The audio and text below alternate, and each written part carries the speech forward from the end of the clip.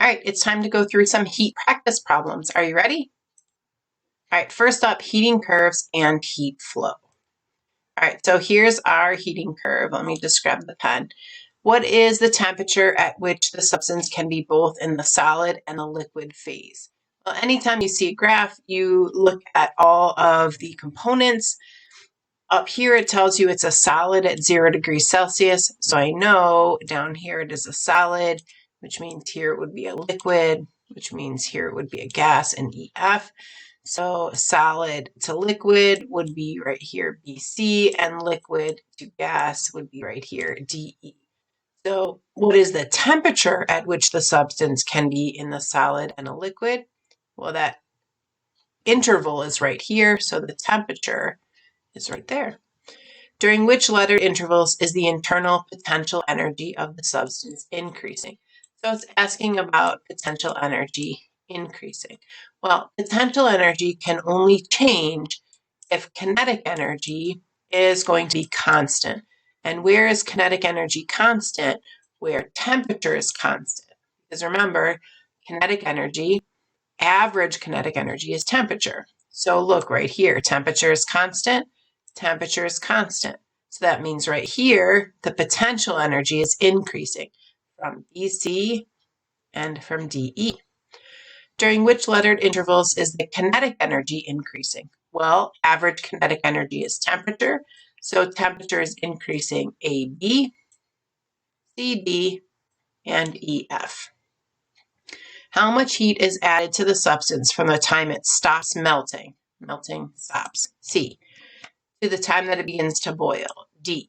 So basically, during the time it is a liquid, from C to D. Well, that begins at 7 minutes and ends at 16 minutes. Okay, so 16 minus 7 is 9. So it takes 9 minutes for that to happen. But how much heat? Well, see this key piece of information here? 60 kilojoules per minute. So I take 9 minutes times 60 kilojoules per minute, and that will give me how much heat is added while it's a liquid from the time it stops melting until it starts to boil. Okay. Let's close this for a minute. All right, what is the total heat needed to melt the substance starting at time 0? Okay, so for this one, I start at 0 and I want to go until it stops melting, because how much does it take to melt it? So this one, I go from 0 to 7. So for this answer, I would do 7 times, again, that's 60 kilojoules per minute, and that would give me an answer in kilojoules. What is the total heat needed to vaporize the substance starting at 0? So that means I'm going from here to here to here to here, all the way over to E. I need to completely vaporize. So that takes 24 minutes times 60 kilojoules per minute. And that, again, will give me an answer in kilojoules. Now for number 7, what is the heat of vaporization? I'm going to pull up my document camera in a second, but let's look, when is it vaporizing? From here to here. So first, let's look at how much heat that takes. Well, it goes from 16 minutes to 24 minutes. So that is 8 minutes times 60 kilojoules per minute.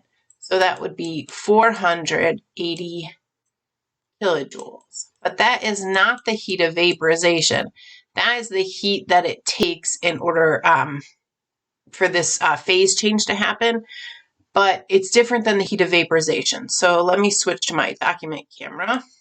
All right, and let's grab just a clean bit here. All right, so here you can see my reference tables. I'm going to look at the back, and you see right here, Q equals mHV. HV is the heat of vaporization. So that's the formula I need. So I'm going to write my formula. Q equals mHV. I'm going to write my variables over here. The heat, which I just calculated, was 480 kilojoules. The mass from the problem is 10.0 kilograms. That is what I'm trying to find. plug the numbers in. So 480 kilojoules for Q, 10.0 kilograms for M, and then HV. So how do I solve for HV? Well, I need to get it by itself, but right now it's stuck to this. How do I get rid of this? Well, that's multiplication between them. So I divide. So 10.0 kilograms on this side. If I do it on one side, I've got to do it on the other. So there we go.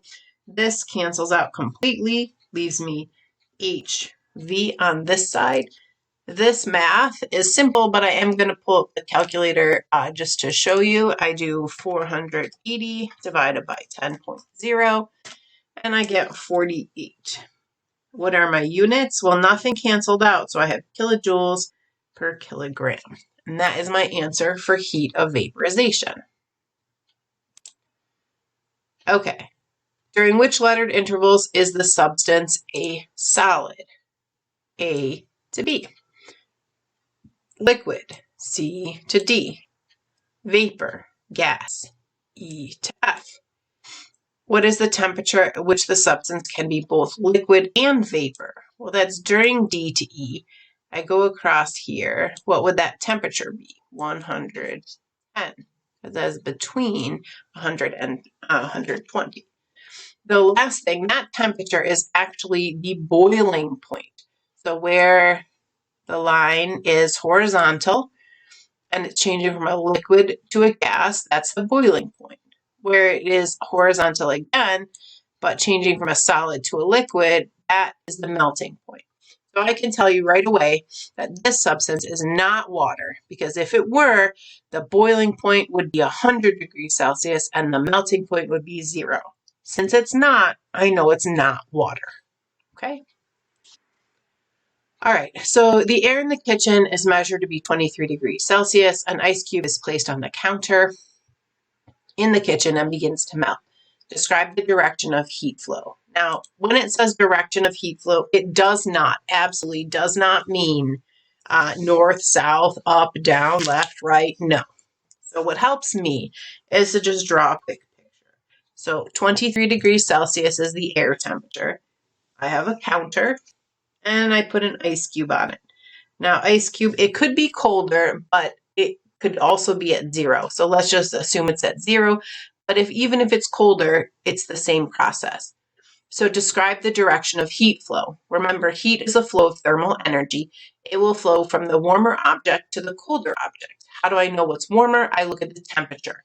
So wherever the highest temperature is, it's going to flow from the high temperature to the low temperature. So this is the high temperature. So it's going to go from the air to the ice cube. And then the temperature is going to end up between those two temperatures. Okay.